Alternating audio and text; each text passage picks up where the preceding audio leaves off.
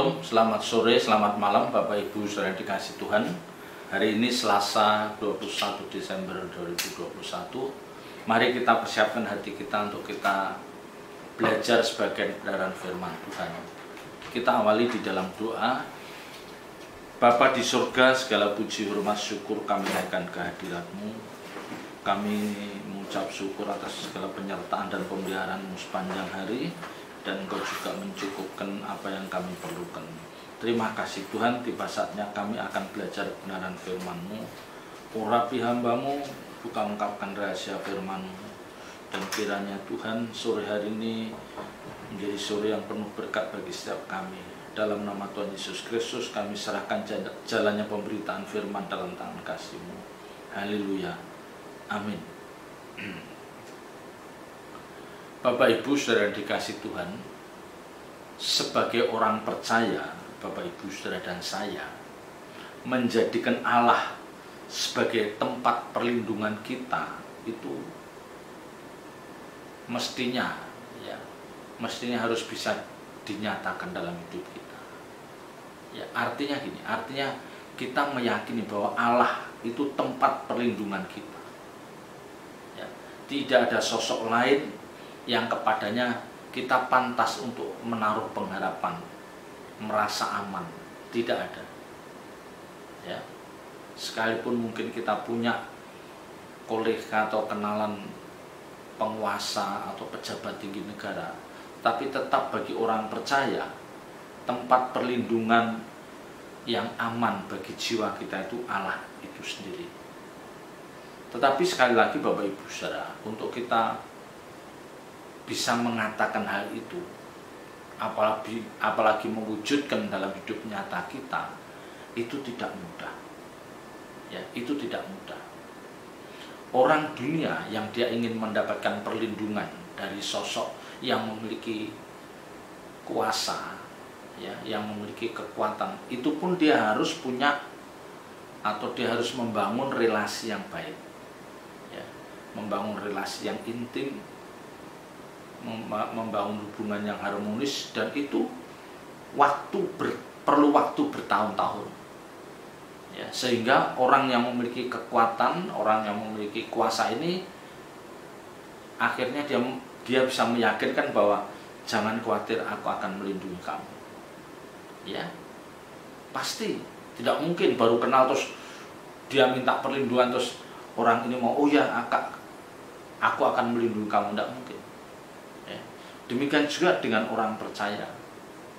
Bapak Ibu saudara dan saya, kalau kita kalau kita merindukan bahwa Allah itu satu-satunya tempat perlindunganku, ya, maka kita harus membangun hubungan, membangun intimasi dengan Tuhan yang intens. Ya, artinya terus menerus, dan ini perlu waktu lama. Ya, bisa bertahun-tahun bahkan berpuluh-puluh tahun. Dan ini perlu ketekunan, ya, perlu kesabaran, ya, juga perlu kesungguhan. Kita memiliki keyakinan bahwa Allah tempat perlindungan. Ya. Dan yang lebih penting apa? Yang lebih penting kita harus fokus. Kita harus fokus mengarahkan mata rohani kita itu pada pribadi yang memang akan menjadi tempat kita berlindung. Ya. Jadi kita harus fokus, jangan sampai kita melirik atau kita bercabang hati kita. Ya. Maksudnya kita masih membuka hati, membuka pintu bagi sosok lain yang mungkin bisa melindungi kita. Wah, ini tidak bisa. Ya. Kalau kita memang sudah mengarahkan bahwa Allah lah tempat perlindunganku, ya sudah, kita mengarahkan ke sana.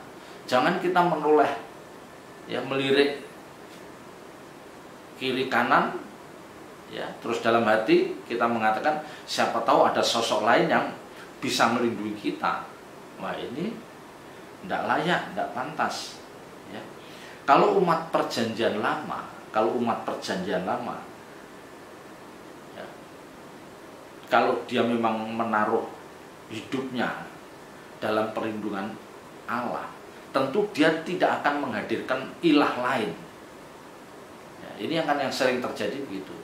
orang Israel, ya, nanti taat setia, terus suatu saat dia meninggalkan Allah, dia menghadirkan ilah lain dalam hidupnya. Nah, akhirnya Allah izinkan dia berantakan hidupnya. Nah, ini juga bisa terjadi dalam hidup orang percaya. Ya, dalam hidup orang percaya ini bisa terjadi. Apalagi yang sering saya katakan, ketika dia secara ekonomi makin meningkat, ya, hubungan dengan relasi dengan banyak orang makin kuat, ya, seolah-olah mereka akan merasa aman karena relasi dengan orang-orang itu, dengan pejabat itu, dengan penguasa itu, sehingga dia melupakan Tuhan yang adalah tempat perlindungan yang sesungguhnya bagi jiwa kita. Ya. Nah, ini yang mestinya tidak boleh. Yang tidak boleh, kita tidak boleh menghadirkan sosok lain yang kepadanya kita berharap untuk melindungi kita, tidak bisa. Ya, bahkan seorang anak pun tidak bisa mengharapkan orang tuanya akan bisa melindungi 24 jam. Tidak mungkin. Ya. Satu-satunya yang memang bisa melindungi kita, ya, sebagai orang percaya itu ya Allah sendiri, Tuhan sendiri. Ya. Nah, tetapi memang ini tidak mudah, karena seperti saya katakan, untuk kita mendapatkan jaminan perlindungan dari yang mulia Allah Bapa melalui Tuhan Yesus itu, kita harus membangun intimasi, harus membangun kedekatan yang itu perlu waktu panjang dan perlu kesungguhan kita, seriusnya kita. Ya, kita tidak boleh melirik kiri kanan kekuatan lain atau sosok lain yang mungkin bisa menjadi alternatif. Tidak boleh itu. Kita harus percaya apapun keadaan kita. Ya. Yang akhirnya Bapak Ibu Saudara, yang akhirnya memang tidak banyak orang percaya yang memiliki persekutuan yang kuat dengan Tuhan. Dan akhirnya orang-orang seperti ini akan, ya, orang yang memiliki persekutuan kuat itu kan akan dilindungi oleh Tuhan. Tapi tidak banyak orang percaya yang memiliki persekutuan yang kuat dengan Tuhan, itu tidak banyak. Dan akhirnya banyak di antara mereka yang memang tidak dijagai atau tidak dilindungi oleh Tuhan. Ya. Nah, ini ya wajar. Karena itu tidak membangun hubungan intimasi, tidak membangun kedekatan dengan Tuhan. Bagaimana Tuhan mau melindungi orang-orang seperti ini? Ya. Jadi memang akhirnya tidak banyak orang percaya yang memiliki persekutuan yang kuat dengan Tuhan. Orang itu yang pantas untuk dilindungi oleh Tuhan memang tidak banyak. Mungkin mereka bukan orang jahat. Mungkin mereka bukan orang yang jahat. Mungkin mereka masih, orang-orang seperti ini masih rajin ke gereja, ada dalam lingkungan pelayanan. Tapi dia tidak memiliki keintiman dengan Tuhan. Tidak ada niat atau hasrat yang kuat untuk membangun relasi dengan Tuhan. Tidak nampak dalam hidupnya. Ya. Dan orang-orang seperti ini pada satu saat nanti akan ketahuan bahwa mereka masih orang-orang yang masih kerdil rohaninya, ya, masih kerdil rohaninya, tidak memiliki kedalaman untuk dalam bidang rohani. Ya, ini menjadi kenyataan. Ya. Orang yang memang memiliki kerinduan dan memiliki kerinduan untuk menjadikan Tuhan Allah Bapa itu menjadi satu-satunya tempat perlindungan bagi jiwanya, dia pasti akan berjalan bersama Tuhan itu dalam jangka waktu yang lama. Dan orang-orang seperti ini pasti akan mengalami pasang surut dalam kehidupannya. Ya, mereka tidak selalu dibawa Tuhan dalam tempat yang nyaman. Ya, yang Alkitab katakan seringkali mereka dibawa dalam, ya, lewat lembah, ya, menyeberang sungai, mendaki gunung. Ya, artinya apa? Mereka ikutin cara Tuhan untuk mendidik mereka. Orang-orang yang berharap, ya, berharap bahwa Allah akan melindungi, Tuhan akan melindungi jiwanya, itu pasti membangun intimasi yang panjang. Nah, sepanjang dia membangun intimasi, yang saya katakan dia berjalan bersama Tuhan, dia akan mengalami pasang surut kehidupan. Ya, tidak selalu dia dalam kondisi nyaman, tetapi orang-orang seperti ini pasti tidak akan dibiarkan jatuh tergeletak. Alkitab katakan tangan Tuhan akan menopang. Ya. Nah ini mereka akan dapat pelajaran berharga. Orang-orang yang mengiring Tuhan dengan tekun, ya, dengan kesungguhan, ya. Dan akhirnya ketika dia memutuskan, ya, dia mengambil satu sikap bahwa aku mau mengiring Tuhan, aku mau mengikuti jalan Tuhan, dia hampir pasti dia meninggalkan segala kesenangan dunia itu, mulai ditanggalkan. Ya, tidak mungkin di satu sisi dia mengiring Tuhan, tapi di satu sisi dia menikmati keindahan dunia. Itu tidak mungkin. Kita harus memilih. Ya. Alkitab katakan kita tidak bisa mengabdi pada dua tuan. Ya. Orang yang berjalan bersama Tuhan, dia akan mendapat pelajaran yang berharga dari pengirangannya itu. Dan itulah yang akan memperkaya pemikirannya tentang hakikat menjadi pengikut Tuhan. Ya, dia akan makin mengerti, oh ternyata begini, mengiring Tuhan itu begini. Mereka akan jatuh bangun, ya. Dan peristiwa-peristiwa dalam hidup yang mereka alami itu, ada yang membuat mereka itu sukacita, dan mungkin juga mereka itu menderita. Ya, tapi dia tidak bergeming, dia sudah dengan penuh kesadaran dia akan terus mengikuti. Ya. Memang peristiwa-peristiwa dalam hidup yang harus dia alami itu adalah kurikulum yang harus mereka lalui. Itu seperti kurikulum yang harus mereka lalui. Karena itu Tuhan yang merancang. Tuhan yang merancang, yang akhirnya semua itu untuk kebaikan kita. Ya, jadi kita menjalani hidup, selama kita menjadi pengikut Kristus, menjadi orang percaya, kita itu akan dibawa Tuhan untuk lewat masa-masa yang sulit, masa-masa yang sukar, dan seringkali kita seperti patah semangat, seperti frustasi. Tapi ketika kita menetapkan hati kita untuk terus melangkah berjalan bersama Tuhan, ada pelajaran-pelajaran yang berharga di balik peristiwa itu. Ya, karena sekali lagi itu adalah kurikulum yang harus kita lewati, yang itu memang dirancang oleh Tuhan untuk mendewasakan kita. Ya. Ya. Dan perjalanan panjang kita bersama Tuhan,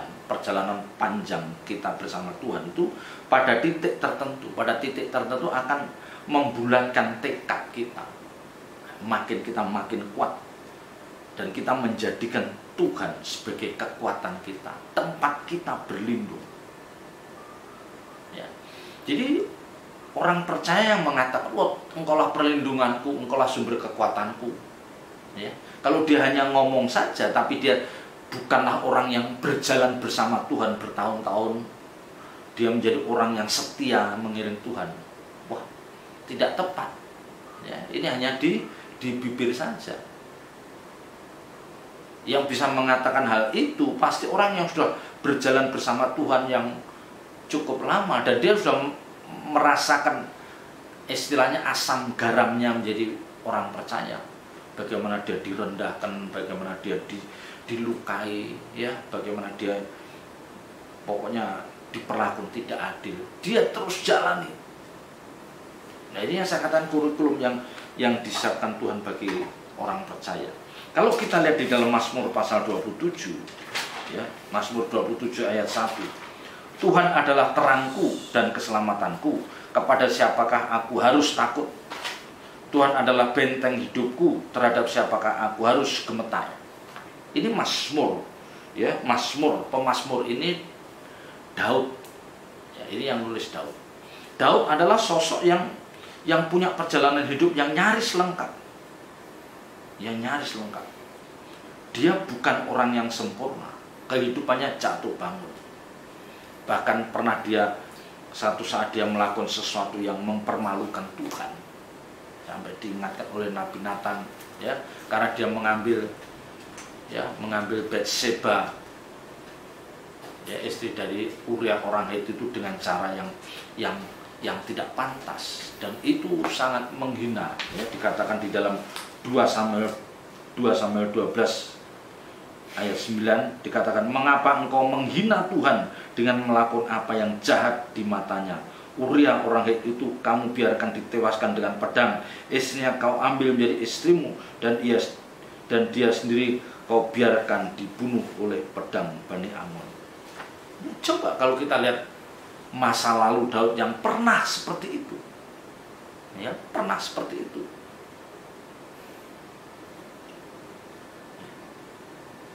Tetapi Daud sosok yang rendah hati. Ketika dia diingatkan Nabi Nathan, dia bukan membantah atau membela dia mengakui dia salah dan dia bersujud. Padahal dia seorang raja, ya, yang dia punya kekuatan untuk membela, dia punya berbagai alasan untuk membenarkan segala tindakannya, tetapi dia memilih dia untuk merendahkan diri di hadapan Tuhan. Dia mengakui kesalahannya. Dia tetap mau mendengar nasihat, ya, Nabi Nathan ini. Jadi perjalanan hidup Daud itu seperti itu, ya. Tapi harus diakui, harus kita akui bahwa di balik kesalahan yang telah diperbuat oleh Daud, memang Daud itu sosok yang lembut hatinya. Dia mau merendahkan diri di hadapan Tuhan. Ya, dan Alkitab mencatat bagaimana ketergantungan dia terhadap Tuhan itu begitu kuat. Ya. Jadi memang ada orang-orang yang seperti Daud, bahkan mungkin tidak lebih jahat dari Daud. Daud itu kan termasuk jahat. Kalau ditinjau dari sisi cara dia mengambil Batseba itu kan jahat. Ya. Tapi kalau kita lihat pertobatan yang dilakukan Daud itu luar biasa. Ya. Sampai akhirnya Tuhan sendiri mengakui di dalam Kisah Rasul pasal 13, Kisah Rasul 13 ayat 22, katakan, setelah Saul disingkirkan Allah, Allah mengangkat Daud menjadi raja mereka. Tentang Daud Allah telah menyatakan, aku telah mendapat Daud bin Isai, seorang yang berkenan di hatiku dan yang melakukan segala kehendakku. Ya, coba kita bayangkan, dari dulu seperti itu, akhirnya Allah bisa mengatakan orang yang berkenan kepadaku. Karena apa? Dia melakukan kehendak. Ya, Bapak Ibu Saudara tentu tidak asing telinganya ketika mendengar saya berkhotbah. Saya terus mengatakan kehendak Tuhan, kehendak Allah yang harus kita pahami dan kita lakukan. Nah, kenyataannya ini memang begini. Daud ini menjadi berkenan karena dia melakukan kehendak Tuhan. Ya pasti dia, pertobatan Daud itu memang pertobatan yang berkenan. Nah, masalahnya Bapak Ibu Saudara, masalahnya dalam hidup kita adalah begini. Kadang-kadang kita memang tidak sejahat Daud. Ya, kita jarang lah, mungkin hampir nggak ada kita ngambil istri, ya, kita ngambil istri orang, kita nyari istri, ya, ngambil dari istri orangnya dengan cara spiritual kan kita nggak mungkin lah. Ya. Artinya apa? Kita tidak melakukan kejahatan seburuk yang dilakukan Daud memang, tapi tetap kita masih jahat juga. Ya, artinya jahat di sini dari kacamata kebenaran. Ya. Tetapi pertobatan kita tidak sekuat seperti yang dilakukan Daud. Ya, inilah yang seringkali gini, karena dia tidak merasa melakukan kesalahan yang fatal, maka dia tidak perlu bertobat. Ngapain saya bertobat? Ya, kan ada orang yang dalam hatinya begitu. Aku nggak merugikan orang lain, aku tidak main judi, tidak berzina, tidak korupsi, tidak merampok, tidak apapun. Ya, secara moral umum memang nggak ada yang salah dengan orang itu. Jadi dia merasa tidak perlu bertobat. Tapi dia menjalani hidup dari hari ke hari itu sesuai dengan selera jiwanya. Nah, ini yang salah. Karena selera jiwanya itu belum tentu seirama dengan selera jiwa Tuhan. Ya, itu. Padahal orang percaya yang benar itu kalau dia bertobat itu bukan hanya karena dia meninggalkan perbuatan lama yang jahat secara moral umum, bukan itu saja. Itu sih pasti kita tinggalkan, ya. kejahatan-kejahatan moral umum pasti kita tinggalkan. Tapi kita melangkah lebih jauh. Bagaimana kita membawa pikiran dan perasaan kita, selera jiwa kita itu sama dengan Tuhan. Nah, ini yang tidak terjadi. Beda dengan Daud. Ya, beda. Maka akhirnya Daud berani mengatakan, Tuhan adalah terangku dan keselamatanku, kepada siapakah aku harus takut? Jadi Daud punya keyakinan bahwa aku sudah hidup berjuang bagaimana aku berkenan di hadapan Tuhan. Maka aku tidak perlu takut dengan apapun yang terjadi. Ya, ini Daud sudah memang, dia sudah berhasil menjadikan Allah sebagai tempat perlindungannya. Karena dia sudah membayar harga lewat peragan hidupnya. Ya, jadi kalau Bapak Ibu Saudara belum membayar harga, ya, belum membayar harga dengan hidup benar di hadapan Tuhan, bagaimana kita terus berjuang melakukan kehendak Tuhan, kita tidak boleh menjadikan Allah tempat perlindungan kita satu-satunya. Nanti Allah akan mengatakan, loh, hidup kamu masih berantakan kok gitu, kok aku suruh menjadi tempat perlindungan bagi kamu. Tidak bisa. Ya. Jadi ketika kita merindukan Allah tempat perlindunganku, itu benar, tapi harus diikuti dengan tindakan nyata. Ya, tindakan nyata, takut akan Tuhan, dan menjadi orang-orang yang berkenan seperti Daud. Menjadi orang berkenan karena dia melakukan kehendak. Ya. Ya, jadi jangan orang, wah, engkaulah perlindungan kota, engkaulah perlindunganku, engkaulah kota bentengku, ya, aku tidak takut. Tapi di balik ucapan itu dia tidak melakukan apa-apa.